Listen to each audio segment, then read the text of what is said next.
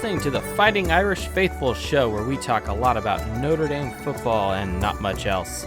Thank you for joining me for episode 6, Notre Dame versus Duke Blue Devils. Tonight, let's talk about the newly named captains for the 2020 season, the depth chart that was just released, and Notre Dame's opponent, Duke. So get ready and get on your feet. Do not sit down. Pour yourself a drink. Let's go, Irish! 3 wide receivers right. They're going to go for 2. Back to throw. Walsh looks. Has the time. Lost the ball. The pass is batted down. It's batted down by Carroll. Dawson throws. Open receiver in the end zone. Touchdown, Notre Dame. Somehow, the Irish did it. Out of the pack. 30, 35. Goodbye, baby. At the 50, the 40, the 30, the 20, the 10. 5-5 rocket touchdown. Irish. Zibikowski looking for a block.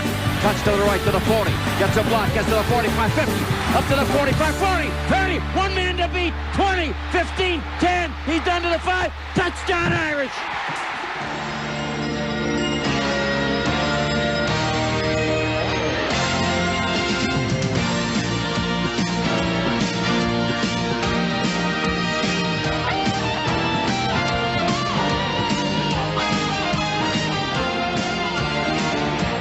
What is going on, my Fighting Irish faithful? Welcome very much to all of you across the globe in America.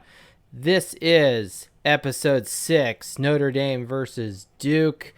Wow, I am so happy to be podcasting with you today as we get ready for the beginning of some sort of normalcy. Football is back. Notre Dame football is back. It is here.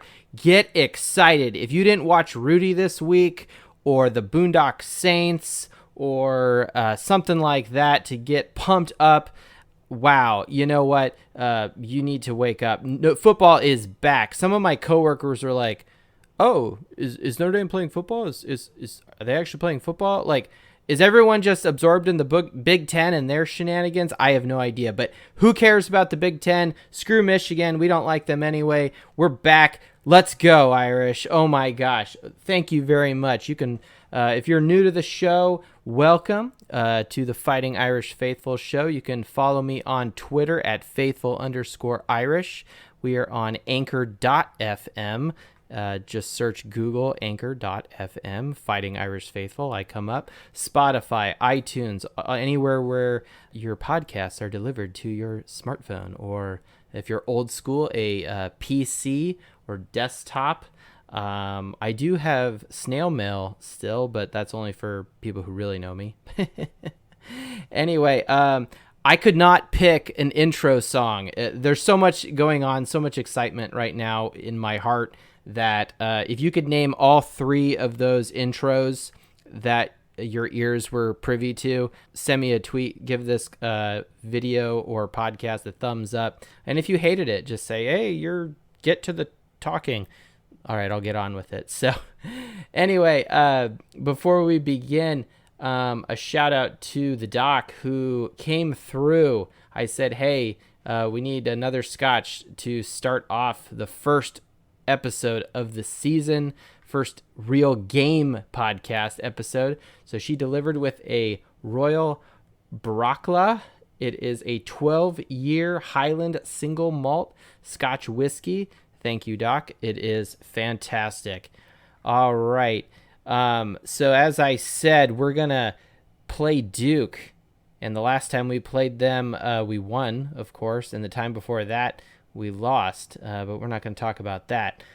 Before we get into it, I wanted to share kind of a funny story. It's not really a funny story. It's just something that, in order to get amped up for the season, I would want to watch movies leading up to it. So there was a period of about 3 years where each day of the week we would watch a new movie, to just kind of a feel-good movie or something kind of football Notre Dame related. And then, of course, the game would be on Saturday. So Monday, we would watch Guardians of the Galaxy. Really, that has nothing to do with Notre Dame football. It's just a fun movie. It's just to kind of lighten the mood on a Monday night. Tuesday, we would watch The Silver Linings Playbook. that was, I mean, it's fall. There's a lot of football in that movie. It's kind of serious, but it has a nice ending. So if you haven't seen that, it's a good date movie. Wednesday, we'd get a little more serious. We would watch the Boondock Saints, okay? Irish Catholic guys going around. So, hey, it's all in all a cool movie. Thursday, we would watch Rudy, which would surprise people. They're like, why would you not leave that for Friday? And, well, it's because Friday we're going to watch Friday Night Lights on a Friday. So that's just me. I think Friday Night Lights is a really good movie. If you haven't seen that, it's a really good football movie. So that was just kind of my tradition for about 3 years. But as life has gone on, work has gotten more serious, and now I'm doing a podcast for you guys. We don't really do that so much more. But all in all, that was kind of my tradition for a few years there. Speaking of traditions on game day, what are your traditions? Are you have you dry cleaned your jersey? Have you picked out, which Notre Dame shirt you're going to wear? I tend to wear a green shirt with my Notre Dame hat. And during the game, I've come across that I feel that we've had more success if I drink beer out of a bottle. 1 beer for every quarter. I know that everyone's like, whoa. Faithful_Irish. You're the Scotch guy. Well, I kind of want to finish watching the games. If I drink Scotch for 3+ hours in a row, I'll be kind of a wreck and kind of worthless after that. Speaking of being a wreck and worthless, other than Michigan and USC, there was a period in my youth where anytime Notre Dame would score a touchdown, I would take a shot of whiskey, tequila, something. Yeah, we clearly do not do that anymore. I kind of want to live past the age of 40, so we're not going to do that anymore, of course. But also during the game, in addition to drinking beer out of a bottle with my Notre Dame koozie, we eat nachos. And my folks have gotten into that tradition, not so much the beer drinking, but the nacho eating part as well. So that's what I do. So what do you guys do? Comment and let me know. Be curious to know what everyone's ritual or superstition is. Is there do you do like 3 laps around your house? Do you have to do a load of laundry? Do you get nervous before the game and vacuum like I do? And is your kitchen really, really clean, doing dishes and all that? Or do you just make a giant mess because you're, cooking hot wings or something? But who knows? All right, let's get to some football stuff. Enough of this shenanigans. So there are no COVID restrictions on the team. Hey, applause. So that was announced earlier the week in the Brian Kelly press conference. I know the team is going to do some more testing, I believe, Friday before the game, but so far we have had a 100% pass rate with all the players, no one in quarantine. That is fantastic. So keep it up, men. The captains were announced, and spoiler alert, one of them is Ian Book, our quarterback, for the second year in a row. Joining him also for the second year in a row is right tackle number 72, Robert Hainsey, who is a senior. He is also a captain for the second year in a row. And then the next 3 gentlemen, well-deserving.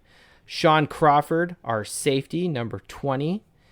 Dalen Hayes, defensive end, Mr. Hayes, who I gave a shout-out. I think he got the first shout-out on the Fighting Irish Faithful show. And then Ade Ogundeji, man, I know I was going to screw that up. Defensive end, number 91, he is also. So we got heavy on the defense for the captains, and defense wins championships. So the first toast out for the regular season is going out to these 5 men who have, I think, a little more to deal with as captains and as leaders. They are battling coronavirus. They have to keep the team focused on maintaining what's best for the team. There's very much a unifying team element with, hey, think about what happens when you leave the field. Think about what happens when you go out in public, social distance, wear masks. Just make smart decisions. Think of the greater good, greater picture, and how your actions influence others. I think these men have some extra responsibilities to deal with. So a toast to the captains. Keep it up. We are behind you 100%. So the depth chart was also released, and obviously you all know that Ian Book is going to be the starting quarterback, but we'll start on the skilled players for the offense.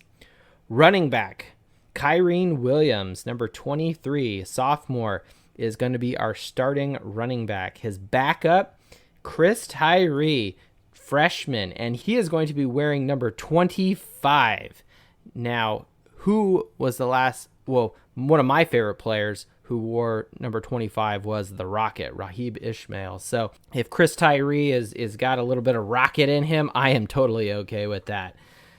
At wide receiver, this is where it's going to get interesting. So per the article I read, Ben Sokornik, Avery Davis, and Javon McKinley.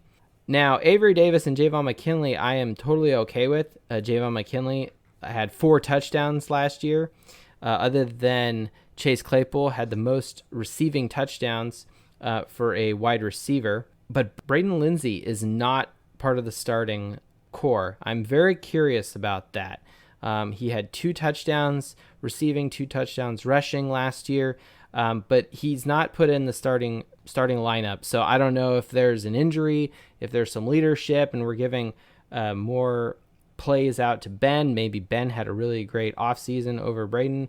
Maybe there's a disciplinary thing. Who knows? You know, there's certain things clearly going on in the program that the rest of us just don't know. But I'll stay curious on this one. I guess I got nothing else to do but just to hopefully trust the coaches in this particular situation. Moving over to tight end, Brock Wright is going to be starting over Tommy Tremble. And that's something I think that's interesting as well, because Brock Wright, he had 0 touchdowns last year, 0 receiving touchdowns, but Tommy Tremble had 4 touchdowns for 183 yards. Now, part of me is like, whoa, wait a minute, that doesn't make sense. However, if you're a hashtag RTDB guy, is Tommy Rees going to release this offense with a run focus? Are we going to be more at the 60%, 40% run to pass split, which is characteristic of national championship teams? About a 60-40 split there between run versus pass. I'm not so sure. But running back, I am really excited. Not Sibo Flemster, even though he had 5 touchdowns last year. I was actually surprised about that, but clearly Kyrene Williams earned the responsibility as getting the nod for starting running back. Offensive linemen, the men in front that will protect our quarterback, will part the seas and allow a running game and a passing game to exist. From left to right, Liam Eichenberg, number 74. Number 69, Aaron Banks at left guard. Jarrett Patterson at center. At right guard, number 78, Tommy Kramer. And at tackle, Robert Hainsey. There is a lot of experience with these 5 men. We've got grad students, 2 seniors, and 1 junior. So please, Notre Dame, please, Tommy Rees, run the damn ball, all right? You know that's the recipe for success. Depth chart for defense, starting in the front 7. Dalen Hayes, of course, at defensive end, with Ogundenji at the other defensive end. And up in the middle, Myron Tagovailoa Amosa, our Polynesian prince in the middle there, and Kurt Heinisch. I can't think of a better group of 4 guys on this team to be starting up there. That looks solid. At the linebacker position, we've got Drew White at the Mike backer, Shane Simon playing Buck, and Jeremiah Owusu-Koramoah at the Rover, who is also a senior with Drew White. So the front 7 looks really, really good, and I really hope that our defense can just plug up the middle and cause havoc on our opponents, particularly Duke, this Saturday. In the back, the defensive backfield, we have Nick McLeod at corner and Tariq Bracy on the other side of the field. At safety, Sean Crawford, our captain, and then my favorite player, Kyle Hamilton at the other safety position, who is the youngest player on the defense. So kudos to those guys. You guys are going to do it. For special teams, Jonathan Dorr is our kicker. Punt returning, Lawrence Keys is going to be returning punts.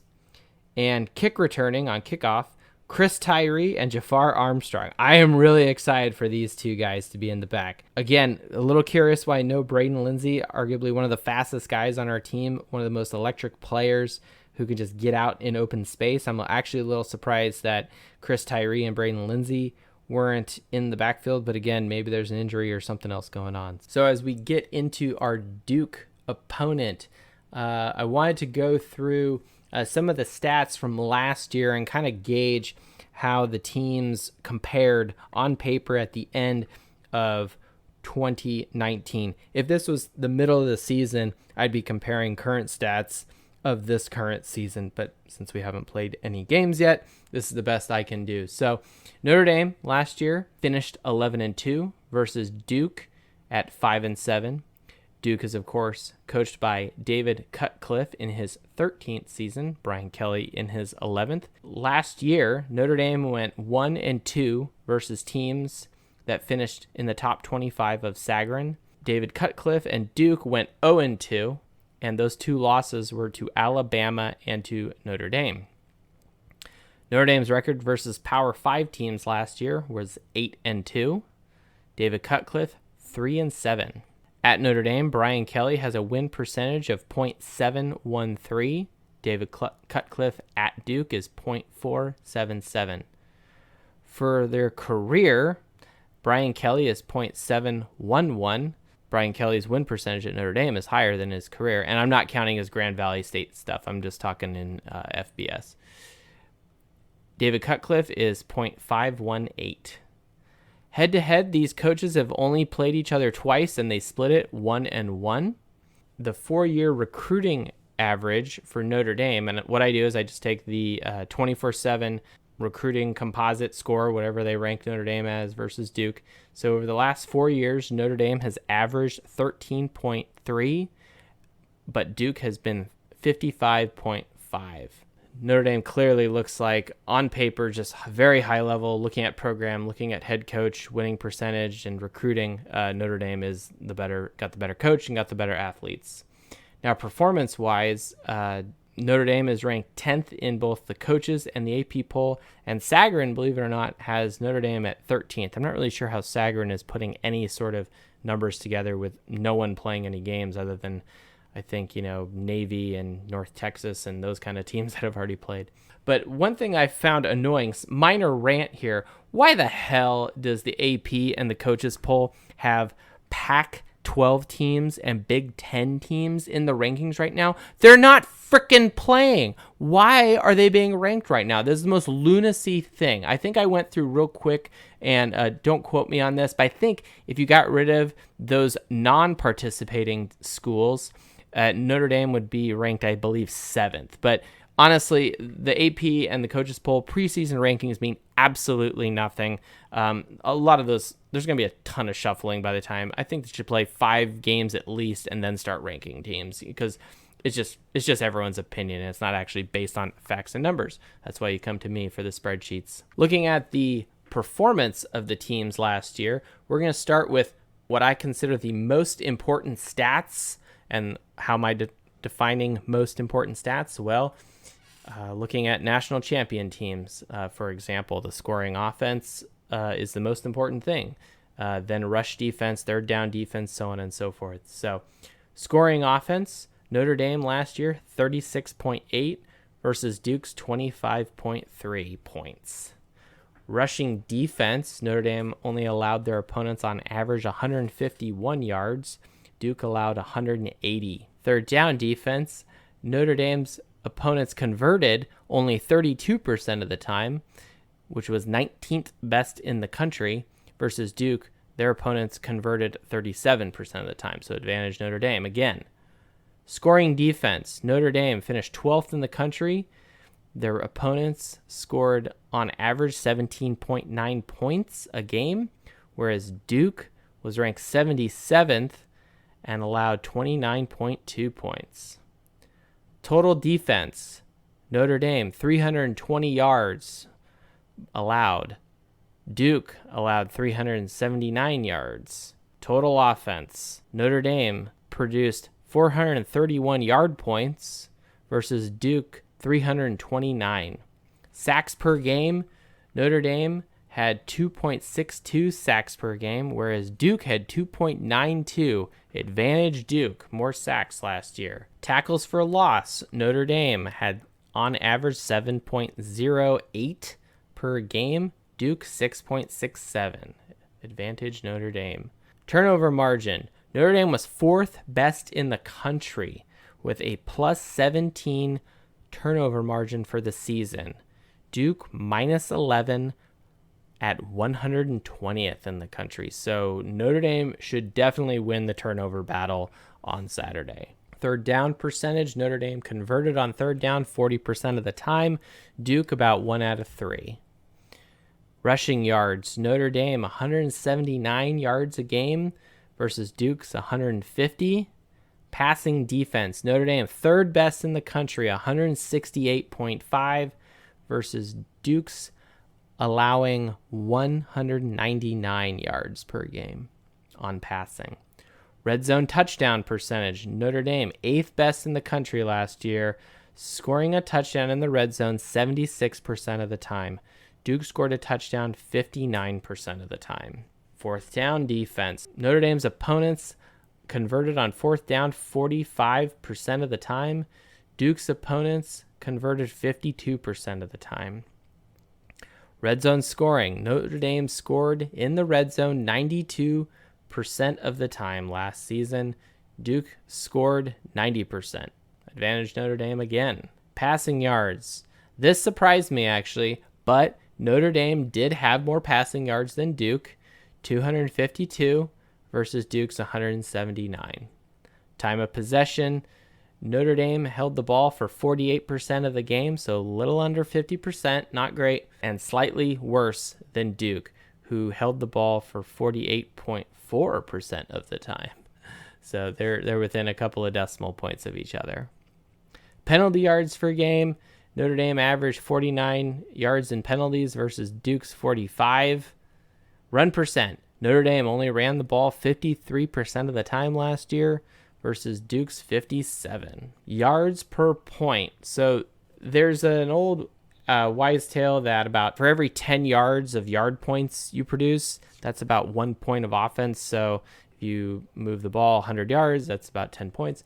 Well, what I did is I looked at the total yards averaged by the team on offense and then divided that by their scoring offense, and you get a number. And obviously, the lower the number is, the more efficient you are.